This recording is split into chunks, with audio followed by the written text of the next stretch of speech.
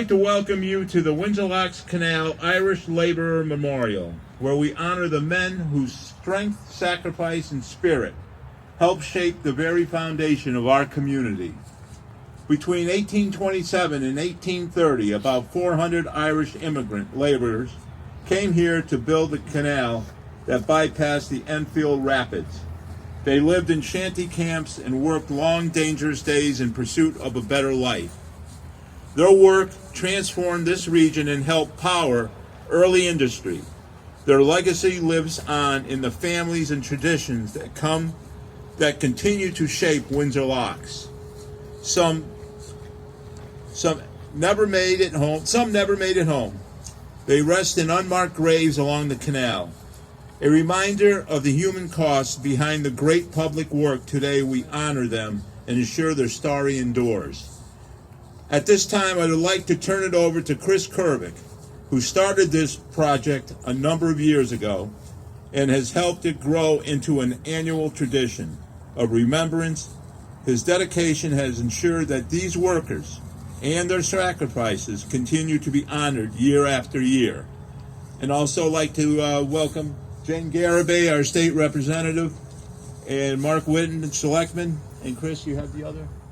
Thank you for this abbreviated version of our Canal Memorial Ceremony. But abbreviated as it is, we're not going to leave out Jennifer Jarvis, who graces us every year with her presence to lead us in the national anthem. Oh, say, can you see by the dawn's early light what so proudly we hailed at the twilight's last gleaming, whose broad stripes and bright stars through the perilous fight o'er the ramparts we watched were so gallantly streaming, and the rocket's red glare, the bombs bursting in air, gave proof through the night that our flag was still there. Oh, say does that star-spangled banner yet wave o'er the land of the free and the home of the brave. Thank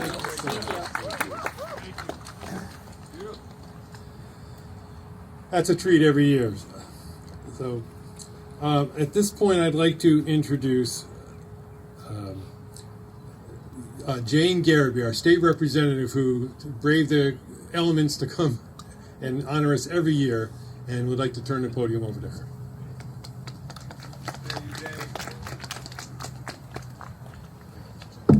Thank you. Well, when I looked out this morning and saw that it was raining, I did contemplate staying home. And then I thought all those Irish workers who were out day after day, Monday through Sunday, working, I could get out of my house, right? So it's an honor to be here with you today to celebrate the Irish workers that built the canal so many years ago. It is a testament to Windsor Locks and its people who even today are hardworking. So it's not just the ones that came before, after our Irish workers or before, but it's now the challenges that our schools are facing, our social services. Windsor Locks has had a tumultuous couple of weeks with the closing of a nursing home, etc. But its people will persevere. I look at the workers at Alstrom Power that have been there for generations working hard for their community and their families. So it is an honor to be here for to celebrate all of you and them today. And I'll leave you with this known prayer that many of you may know, and please join me if you do. May the road rise to meet you. May the wind always be at your back. May the sun shine warm on your face, the rain fall on your fields, and until we meet again, may God hold you in the palm of your hand. Thank you. Thank you. I want to take a minute just to introduce a really important member who took the time to be here today. You will have noticed over the last 10 years or so that the canal itself, the canal trail, it looks beautiful. And every year there's a little bit more done to keep the brush there, to mow. This is done by a volunteer organization named the Friends of the Windsor Locks Canal. And it was founded by this great guy, Steve Sorrow from Suffield, who sadly has passed. But his son Jonathan has stepped in right where Steve left off. And they just do a tremendous job, unsung, every year. And the place looks better and better every year. Jonathan Sorrow, thank you for being here, and thank you for all your hard work. Former state troubadour Tom Callinan, who once again came and made a pretty good ride in rough weather today. So thank you very much, Tom, and please do your thing. Hi, I'm Tom Callinan. I was the first official state troubadour here in Connecticut during the administration of Governor Weicker. Even though I was the only one who was ever nominated for a position that didn't exist, I still had to go before the legislature and say why I was the only one who was worthy of a title that didn't exist. And I walked in, and the woman who looked at me and said, Marie Herbst, she was a senator from Rockville, and she looked at me and she said, "There'll be no singing in this hearing." Her aide, who had a stack of papers, you couldn't even see his head, said, "Senator, troubadour, singer." "Very well, one song and one song only." So anyway, here we go. To the land of milk and honey came the sons of the Emerald Isle. With little more than what they wore, they planned to stay a while. Some had wives and children, some came all alone. In the late 1820s, 3,000 miles from home. Before they left, they heard they'd find the streets were paved with gold. But landing in America, what they saw was not foretold. From the squalid streets of New York City, they were to a shanty town in Pine Meadow, Connecticut. That's what it used to be called, Pine Meadow. But not to settle down. Here's the chorus. Millions came across the sea to the land of opportunity in hopes of finding liberty and possibly prosperity. A canal was dug by hundreds with pickaxes and shovels to bypass the Enfield Rapids. They were housing shacks and hovels. Injuries and illnesses were the workers' plight, and those who died were buried opposite the site. It's hard to know how many were buried in that place, because when the railroad came to town, it covered up that place. Railroad tracks still rest upon the burial grounds below, no monument remembering those who perished long ago. Millions sailed across the sea to the land of opportunity in hopes of finding liberty and possibly prosperity.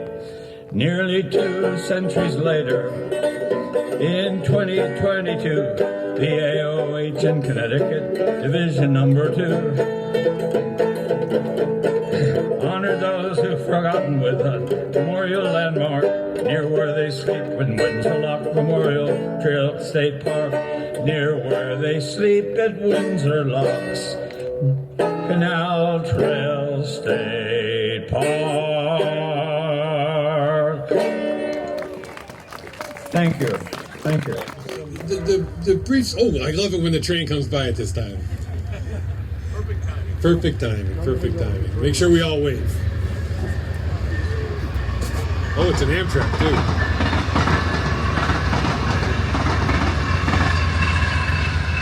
Good job, Aurora. Nice waving. So the idea is that when these Irishmen, 400 Irish laborers came here in 1827 to build the canal, they were not welcomed into local society. Quite the opposite. They were here to work and to work alone and to remain segregated, to live in their Irish labor camp away from the other people in society. And when they were done and really did the public work that gave rise to Windsor Locks, they were forgotten just as fast as they, when they got here. So I always felt when I was first selectman here that we sort of missed our opportunity then. So the best thing we could do is make it right now. So the top hats are symbolic of the town leaders and coming out to recognize these Irish laborers as they should have done all those many years ago. And so it's a tradition we started, and this is, believe it or not, I think our sixth year doing it, and we hope it's something that continues. What I'll do briefly now, again, we were trying to keep things moving along.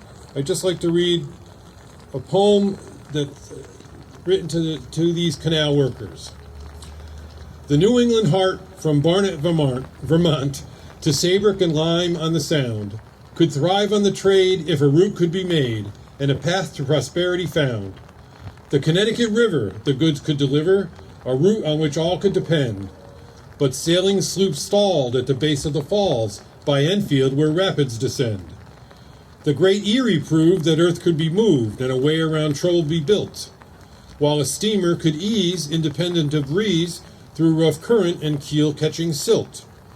But the Erie's designed for a mule pulling line, not a steamship, the banks would sure break. So the engineers planned a bank to withstand the wash from a fast steamer's wake. Bring Irish along, they'll work for a song, wield a pick and a shovel all day. So came Aaron's poor, 400 or more, Fitzpatrick, McNeil, and O'Shea. They dug as a team, the work brutal and mean, blasting rock, often mired in clay.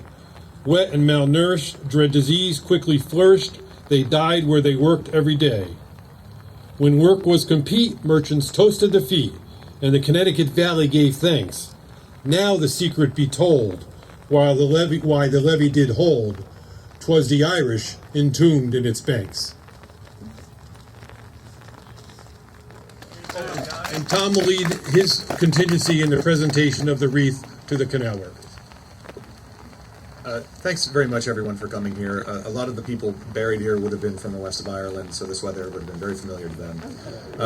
On behalf of the AOH, we're just tremendously grateful to the town of Windsor Locks, to Chris, to the First Selectman, to Representative Garibay, to the Windsor Locks America 250 Committee, our great anthem singer, the First State Troubadour, everybody who comes out and makes this a great event every year.